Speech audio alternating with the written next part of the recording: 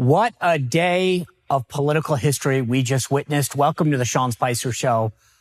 I cannot believe how yesterday went down. I'm not really sure what I expected, but I'm not really sure that any of us, frankly, saw this whole thing going down the way that it did, in the manner that it did. Speaker Kevin McCarthy ousted on that first motion to vacate, 8 Republicans voting against him, led by Matt Gaetz. The Speaker's office is now vacated. The House is adjourning for 7 days, and we are 44 days until another government shutdown. Embarrassing. That's the word I use right now. The race to replace McCarthy is obviously on. We're going to get to that. We'll break it all down for you. Plus, Gaetz is making the media round, as you can expect, raising a ton of money, putting out fundraising emails, trying to make money off of this thing. I'm going to break down that, but no real plan as far as who the successor is. I'm going to go through the candidates with you. Speaker Pro Tem Patrick McHenry from North Carolina, kicking Nancy Pelosi out of her office, kicking Steny Hoyer out of his office. I'm going to explain what that's all about in just a minute. There was some talk about some people trying to draft Trump as an interim speaker. I'll tell you why that's nuts and not going to happen. Sorry to pour cold water on that, but this is part of the reason for the show. Let's not go off and talk about Michelle Obama and Donald Trump and do things that are a waste of time. And not that they might not make sense. They're not going to happen. I'll break it all down. Derrick Van Orden, congressman from Wisconsin's 3rd District and a former Navy SEAL, is here with us today in studio. He's going to help break down what happened and where we go, because there's a lot to break down. Kevin McCarthy was on fire last night. All right, a lot to get into. Let's get into it.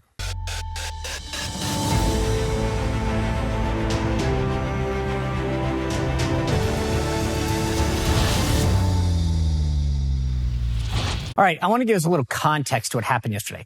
This was the first time in history that a Speaker of the House has been removed, that a motion to vacate was successful. The vote was 216 to 210.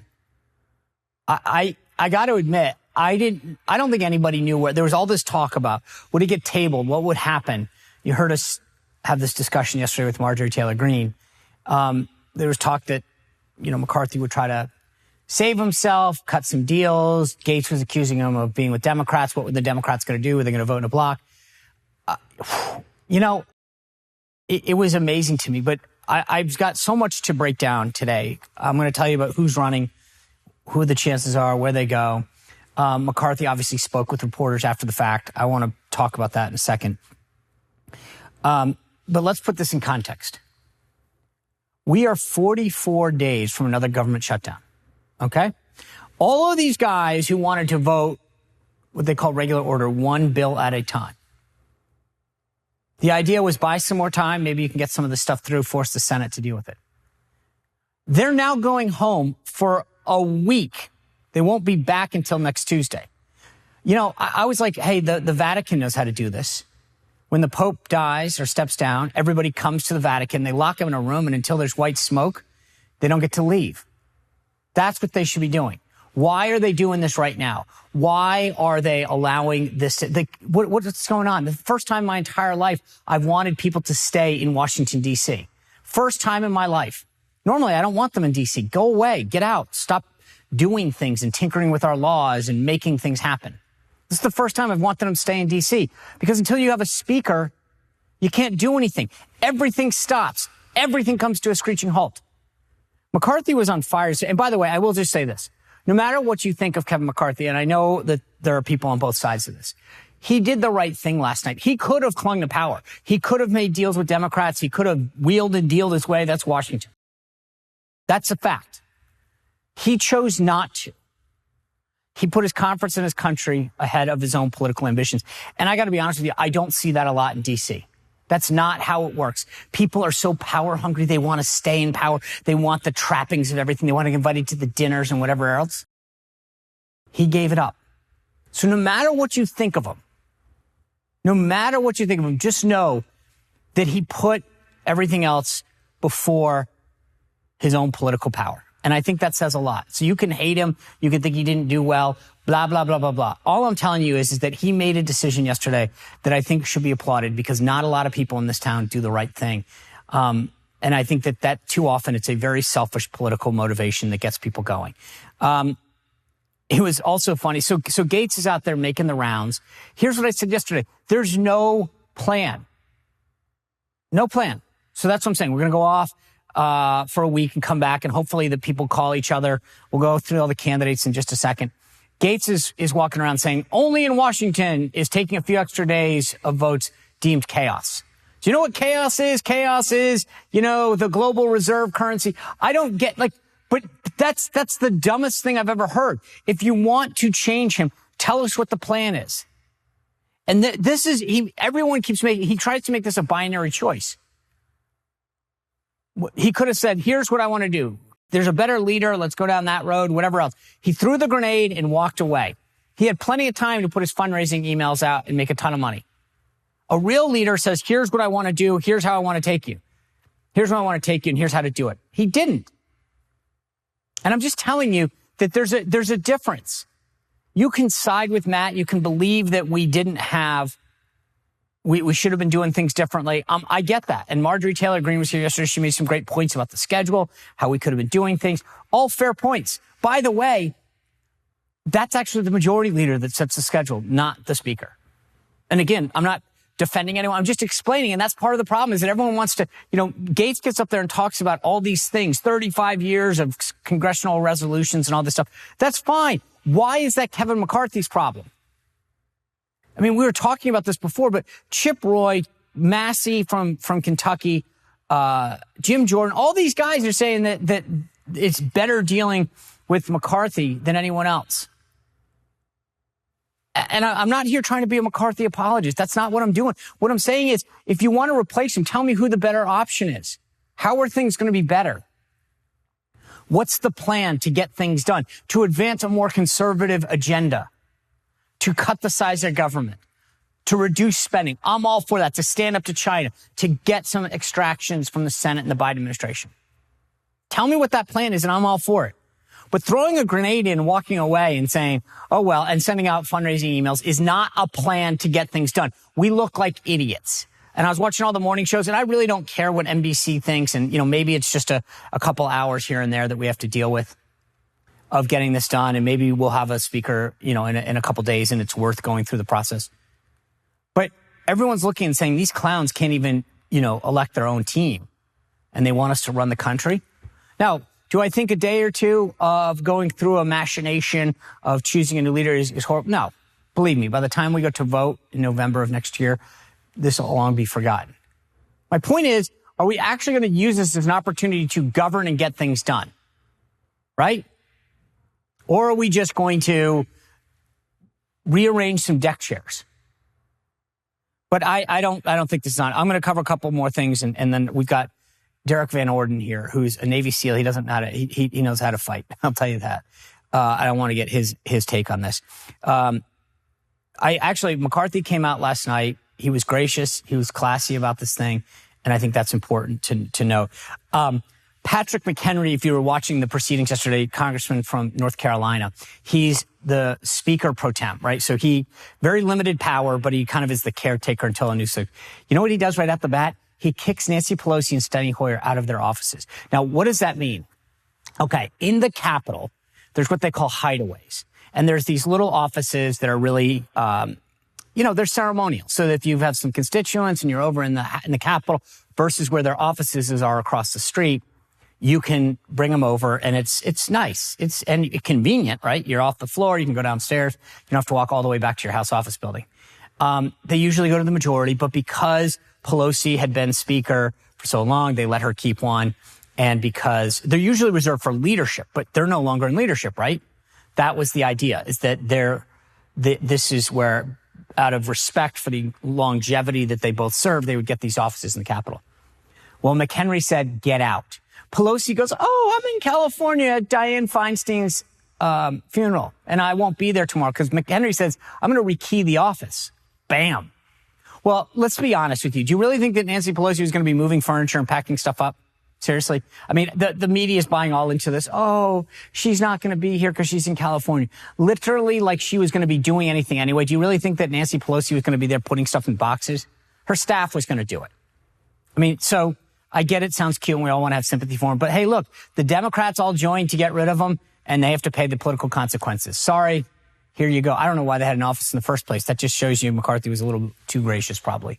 But McHenry comes in there and says, get out. You have till tomorrow. I'm rekeying these offices. Boom. All right. The leading candidates right now, let me just walk through. As I said, Trump, I'll ask this to Van Orden. He's not running. He's running for president, guys. He's not going to be Speaker of the House. Do you really think that Donald Trump wants to be Speaker of the House? No. So and I know the law says you don't have to be one. The rules say no member is going to give that up, just so we're clear. It's going to be a member of the House Republican Conference. Full stop. There's a reason it's never happened. And of all the people, do you really think that Donald Trump wants to come back and sit in that chamber and deal with that? No. Nada. Zero. I've worked for him. I've known him. The last thing he ever wants to do is even on a good day do that job. So,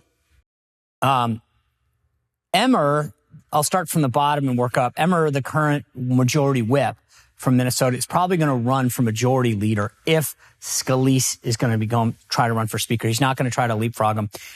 Jim Jordan and Steve Scalise. Jim Jordan, the former co-founder of the Freedom Caucus, is probably the lead candidate for this. And then Steve Scalise, who is the majority leader. They are the two leading candidates for this. There's also a lot of talk about neither of them getting to 218 for their own reasons. And maybe we're just not even talking about who one of these. There's a bunch of people. Kevin Hern is the current chair of the study committee. He's a congressman from Oklahoma. He's a dark horse. Elise Stefanik, potentially, she's the conference chair. She's someone that they could, there could be this compromise candidate. But again, for the same reason that McCarthy had problems, who is the candidate that's going to get 218? And that's the problem, is that there are some people that think that don't want Scalise for a variety of reasons. There are some people that don't want Jordan. But when you're now down in the same math that Kevin McCarthy faced, you got to get all these guys on board. Anyway, that's where I think we are right now. We're going to have a great discussion in a second with Derrick Van Orden. Before I get to that, though, I do want to tell you about my friends at Delta Rescue. You've heard me talk about them before. Delta Rescue is doing amazing, amazing work. They are on a lifelong mission of caring for animals that are saved from the wilderness, that are abandoned, dogs, cats, horses, you name it. If you go to their website at deltarescue.org, you can see the facility that I'm talking about. You can watch the videos. It's amazing. These guys do amazing. The name is there, rescue, right? They go in, they rescue. They are the largest care for life animal sanctuary in the world. Notice I said sanctuary, not shelter. They're not there. They are there to let them. It's like a spa for animals. They get to go. They get the veterinary care, the nutrition, an amazing place to run around and play. I chatted with Leo Grillo, the founder of Delta Rescue, earlier this week. An amazing guy with an unbelievable heart and a commitment to helping all these animals. Like I said, go to the website, check out Delta Rescue. The beautiful thing, though, is that they rely solely on contributions of people like me and you. They need our help. Please give whatever you can to help them. Go visit Delta Rescue, 5, 10, 1500, a gold bar if you're Bob Menendez. You know what I'm talking about. But our work helps them do the work that they're doing and fulfill that mission. And Leo is an amazing guy that wants this to live on for years so that we never have to worry about this. So go to deltarescue.org and please continue to support the great work that they're doing. All right, so let's break down where we are and where we're headed with Wisconsin Congressman Derrick Van Orden. Congressman, I've seen a lot. Yeah. Hey, we saw history yesterday. So, I mean, let's just start at the beginning. Like, where are we? Where are we right now? Well, have you ever seen a dog catch the car? Well, you did yesterday. Yeah. Honestly, the funny part about this is, you're right. I was like, McCarthy says, bring it on. We're going to have a motion to vacate. Everyone's like, is there going to be a motion to table? And the next thing, I was like, if you blink, it's over. Yeah. I'm watching the vote and I go, oh my gosh, this is it. It's done. You saw the gavel come down and I was like, I felt like it was like one of those movies, you know, the ending of the ending of a show where you're like, that really can't be how this ends. Like it was like The Sopranos where you're like, there's got to be more, right? Well, it did happen. And the issue is that, let's be real clear. I radically altered my life to come to Congress to change Congress. Yeah. Because the system itself is good, but it's being abused. And so it's broken. We're going to have our 10th grandchild. And I want that child to have safe, prosperous, and just a wonderful future. So Congress needs to be changed. Everybody agrees with that. But this is not... Do they? Yeah. Okay, I mean, that's the thing that's funny. So I think a lot of people say they do. No, Sean, we're trying to get to the same place, but this is not how you do it. So I talked to Robert... Can I just ask a real question? What is the number, if you could, and I apologize, but I think you're onto something big. Yeah. Give me 2 changes that you would make today if we're at this juncture and said, okay, here's how we could do things better. First and foremost, and we're working on it right now, a constitutional amendment to change Article 1, Section 6 of the Constitution, specifically the first sentence that says Congress has to be paid. That needs to be changed to say Congress does not get paid if they're not doing their job. So the guy that cleans my room at night, his name is Derrick also. I sit down and talk to Derrick every night that I'm there. His mother's a wonderful lady, widow. She worked over at the State Department, still does. They're custodians. And Derrick goes to work every day, and he cleans my office every day, and he cleans everybody's offices on my floor every day. And he's doing that. He should be getting paid. We should not. And also, we have to do a piece of legislation where the president, the vice president, the entire cabinet, and any undersecretary doesn't get paid if we don't have a budget. That's the first thing that I would do. The second thing I'd do is change the rules of our conference because I didn't agree with them to begin with. There's no way in heck Matt Gaetz should be able to put in a motion to vacate the chair. And then let's be super clear. Matt Gaetz and 7 other Republicans voted with 208 Democrats to vacate the chair. This has never happened in our history, and that person should not have the ability to do so. So, but McCarthy did buy in on this, and everyone else, right? You know why? Because the country was stopped. Right. The only way that these folks would allow the country to do its business was with this single provision. That's the only thing that changed, by the way. All the rest of the stuff they're saying is just not true. So the only thing that they got out of keeping the government shut down and Matt Gaetz and some other people raising millions and millions of dollars for personal fundraising purposes for their campaigns is to be able to vacate the chair with 1 vote. That's the only thing they got out of that entire negotiation process in January. And I know because I was in that room. So everything else you're saying is it's simply factually not true. And then if you back up their arguments, Matt Gaetz says that he needed to vacate the chair because Kevin McCarthy was doing deals with Democrats. Matt Gaetz sat down and did a backroom deal with 208 Democrats to remove the most conservative Speaker of the House we've had in decades. So that argument is out the window. Matt Gaetz said that Kevin McCarthy shouldn't be in leadership anymore because they didn't get 12 appropriations bills through. You know why we didn't get 12 through on time? Because the same people that did this were holding up all the bills going to the floor because they wouldn't vote for the rule. That's how the House works. So that argument is out the window. And they said they don't want to vote for another continuing resolution and they don't want to omnibus. Well, guess what? We've got 39 days or something to get 8 more appropriations bills through, of which we can't work on any of them until we have a speaker. I want to get to that. So check this out, Sean. Here's the deal. These people are either going to have to vote for another continuing resolution in 39 days or whatever it is, or an omnibus bill, which is everything Joe Biden wants and Chuck Schumer, or they're going to have to shut down the government. Those are the 3 things. Those are the 3 options. The thing that's let's go where you started because it's easiest. We're 44 days from another government shutdown. As of yesterday, I mean, we had 45 yesterday. You're going to go home. I mean, all members, because that's what the Republicans want. This is what I don't understand. Let's be real clear. That's not what I want. I understand that, but let me just explain to the audience here. When, as a Catholic, when the Pope passes away or steps down, the case of what Benedict did, there's a conclave. They all come. All of the bishops that are, and the cardinals that are eligible come. They stuff them in a room, and you don't vote until white smoke comes out. You don't leave. Until the white smoke comes. You guys are going back to your districts. What was the rationale that leadership gave you to send you home? Because you go back to Wisconsin, there's no other members to talk about in your district except you. Sure. Well, we weren't consulted, or at least I wasn't. But isn't that, to your point about this is the nutty part about this.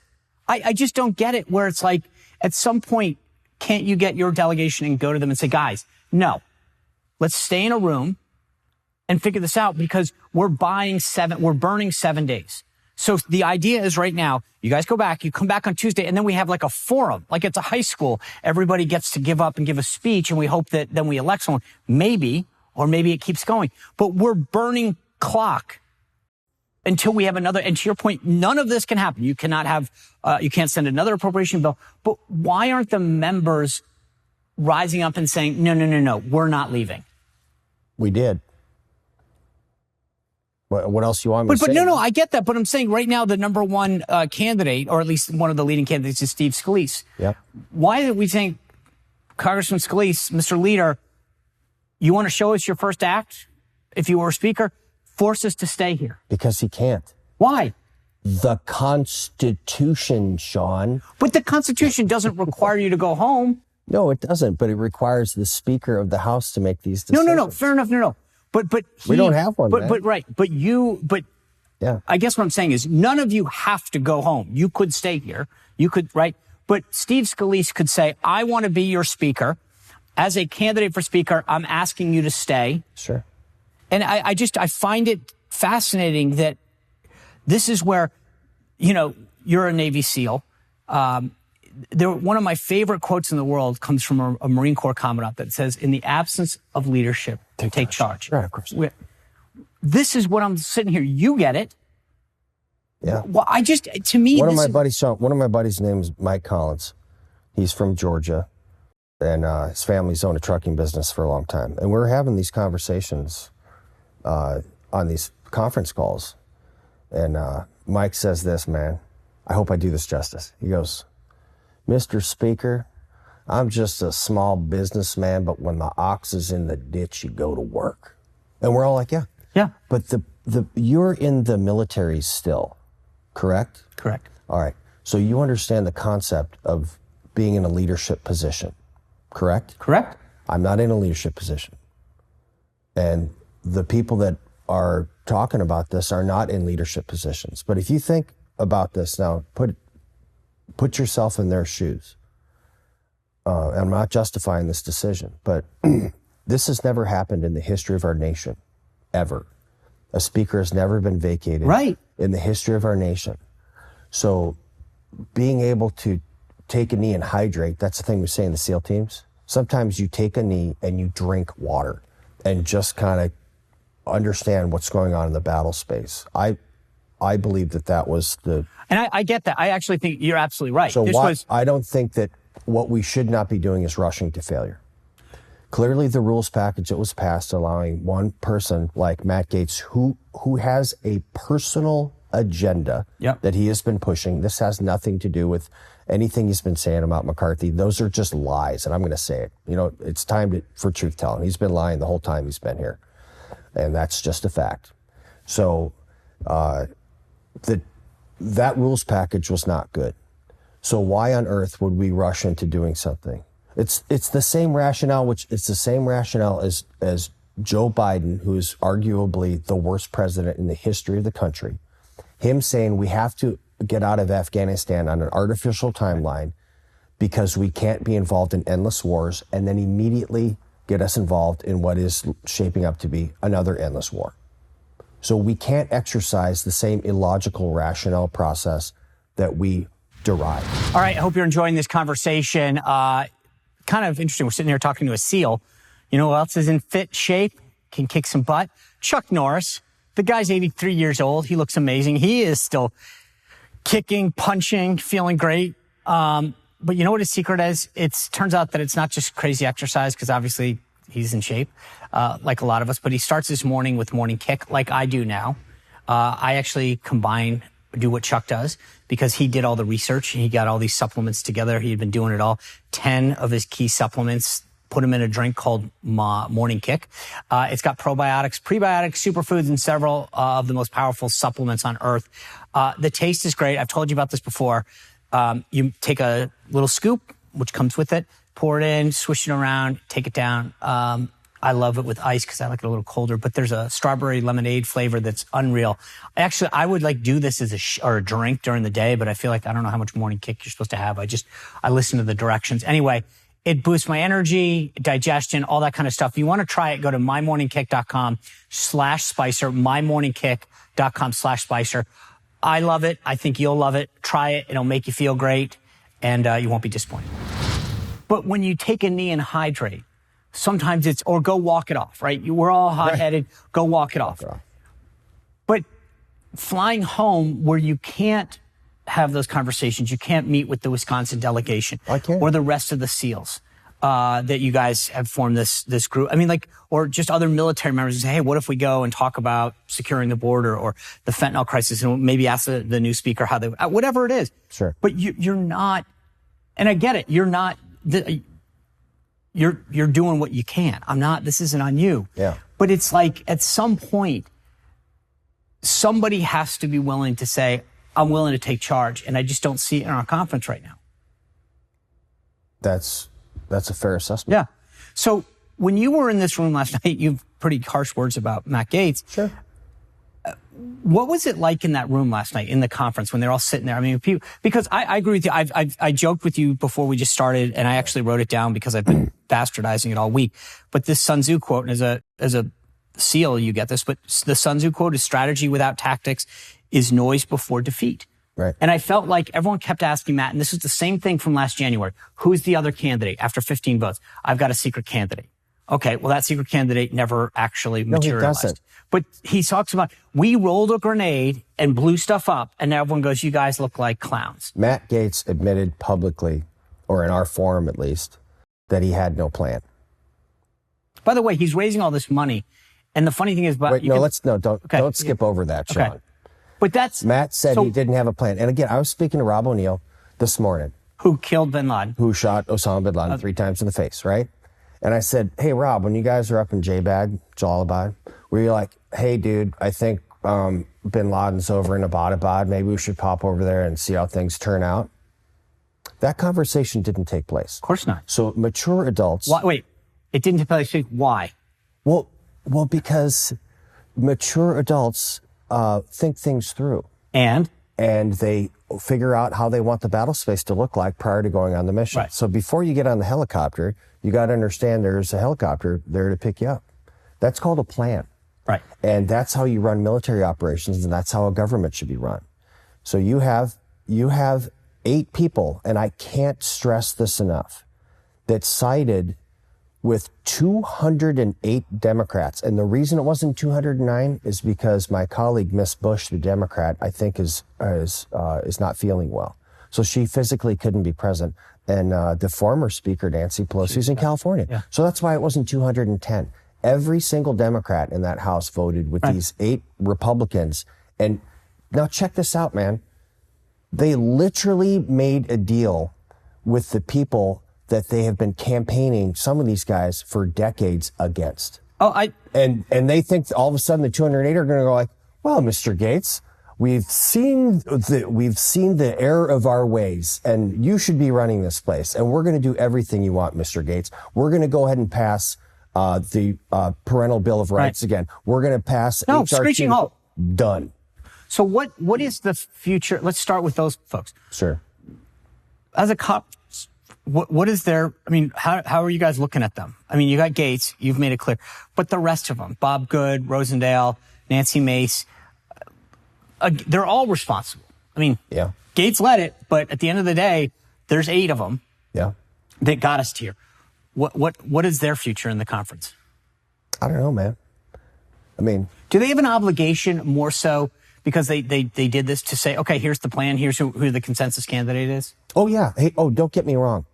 This is 100% on their shoulders. So if you're wondering, like, why aren't we getting together talking about stuff? The Main Street Caucus, of which I'm a member, it's the largest caucus other than the Congressional Research Group, whatever those cats are, in our conference. We got together last night, immediately following. Yep. This morning, I had a group or meeting with our freshman Russell Fries from New York.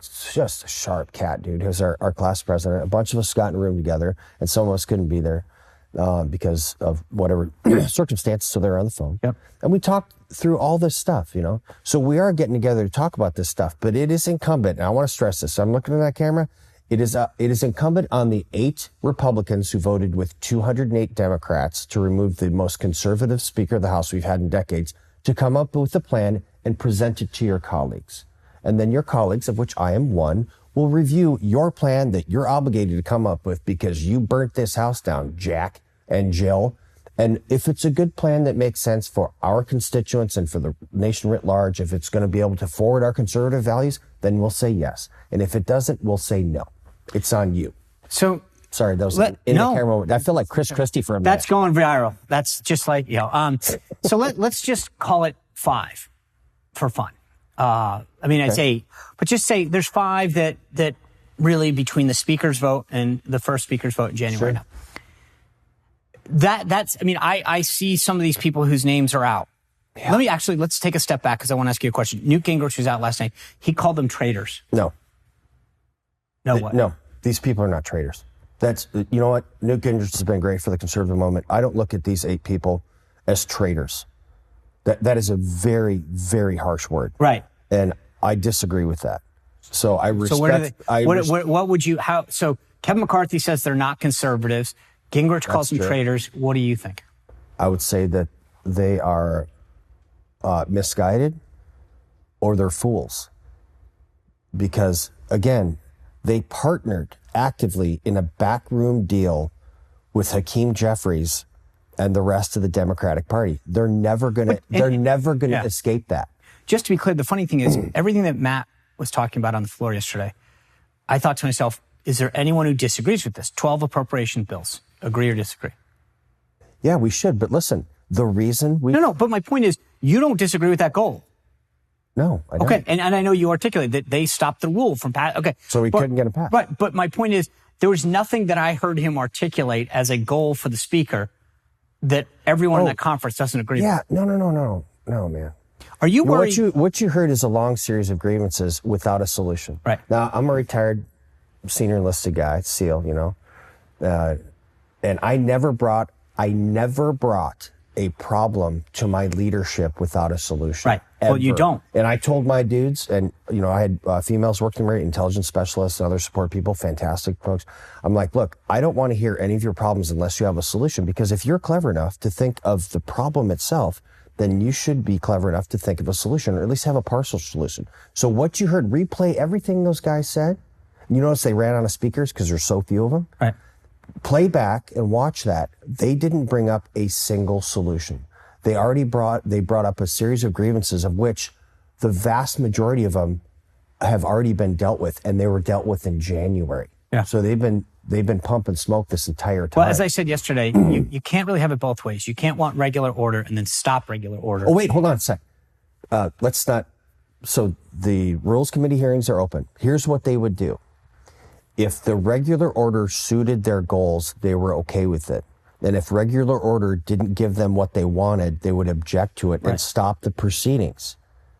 That is critical. So we could not get any bills forward unless they specifically wanted it. And what was interesting, what a lot of these guys are doing, and that's why I think everybody should watch, ESPN, the Ocho, or as I call it, C-SPAN. They should watch these committee hearings because they were doing that. So what they're saying is this: if someone introduced a bill or a amendment and they didn't like the person that introduced that bill or amendment, they would object to it, breaking regular order. Adults don't do that. And I'm going to throw out props to somebody who just has, I have changed the way I thought about this guy, and his name is Chip Roy. Yeah. I was so mad at that cat. Mad at him. And he stood up against all this big wave of stuff, and he did what was right. Well, I look at yesterday's Chip, if you're watching that, I got you. All right, guys.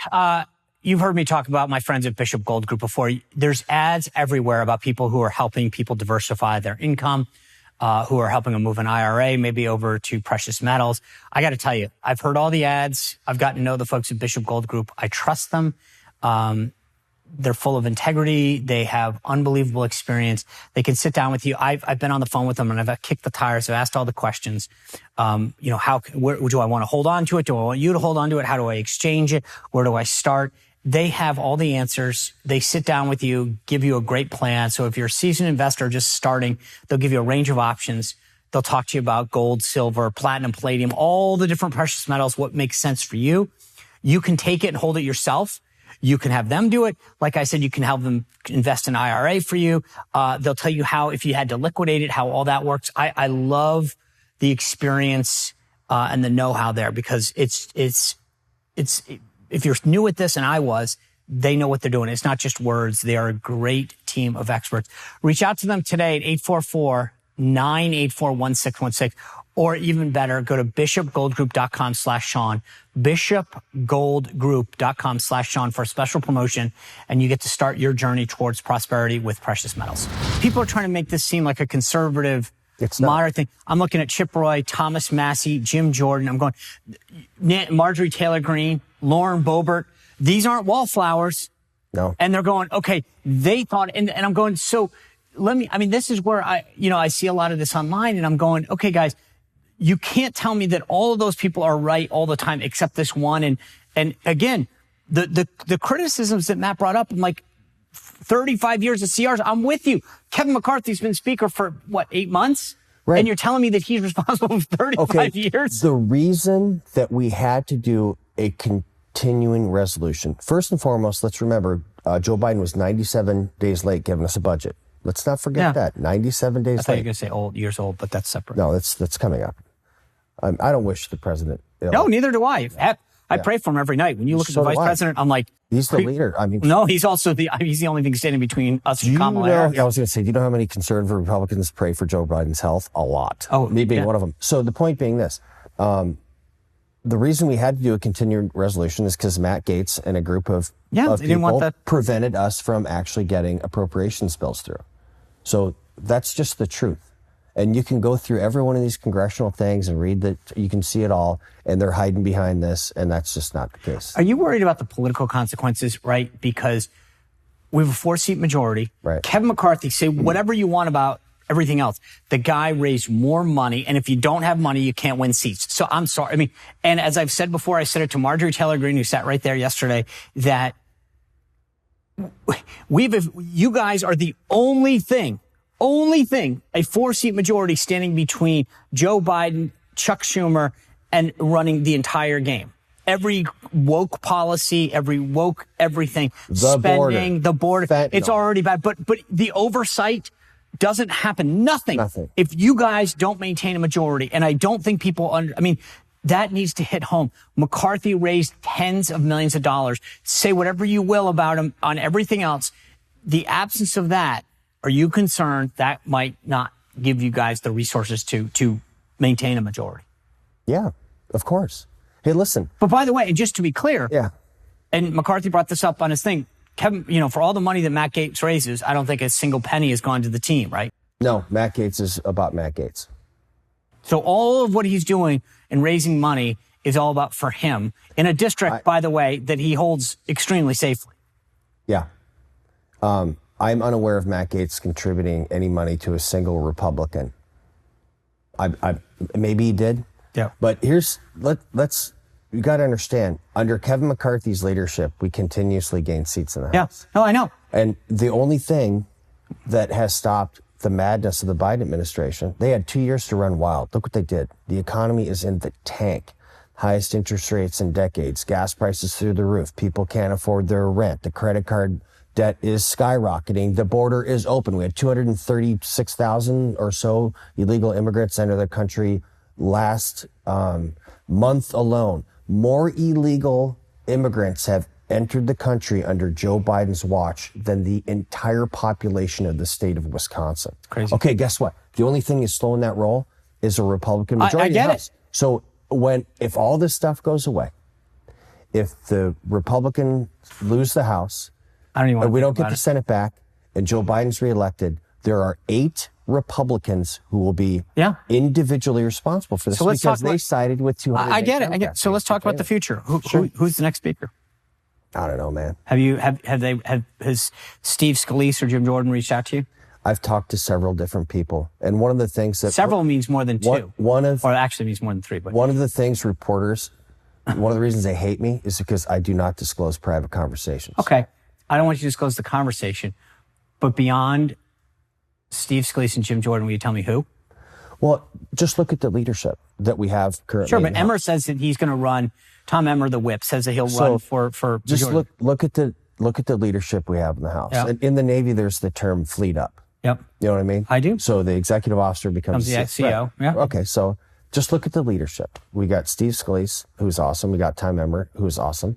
We got Elise Stefanik, who is awesome. Richard Hudson, he's awesome. Guy Rauschenthaler, he's chief deputy whip. He's awesome. Here's something that the Republican Party has that the Democrat Party doesn't have: a bench. Got it. Okay, here's what. So do you want everyone? Here's the other side. We have a bench of awesome people, and then we have a lot of people that I wish were on the bench.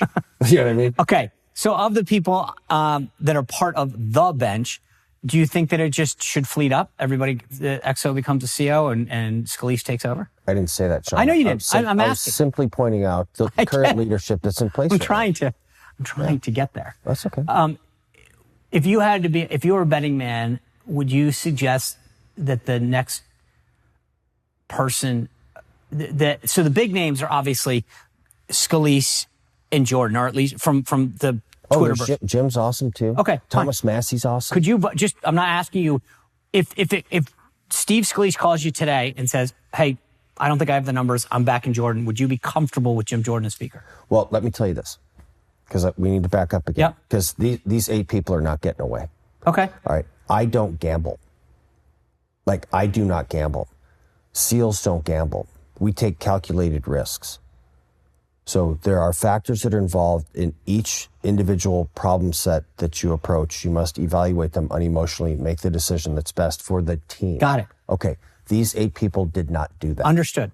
They flat out threw the chips to the wind. Unfortunately, the chips are the children in inner cities who rely on some programs so they can eat. The chips are your sailors, Sean, that are not going to get paid when the government shuts down. The Border Patrol agents that are not going to get paid. We're not going to have fuel so that men and women can drive military vehicles to a training site. That is not taking account. Okay, fine. But then we need a speaker. Yeah. We're getting low on time, unfortunately. But just tell me, is there anyone of the names I mentioned that you couldn't vote for? No, not really. No. Okay. Is it your belief? I'm not asking you to gamble, but there's a speculation that we're not, when I say we're, that that none of these mentioned people, Scalise or Jordan or whatever, can get to 218 because of the 8 or whatever.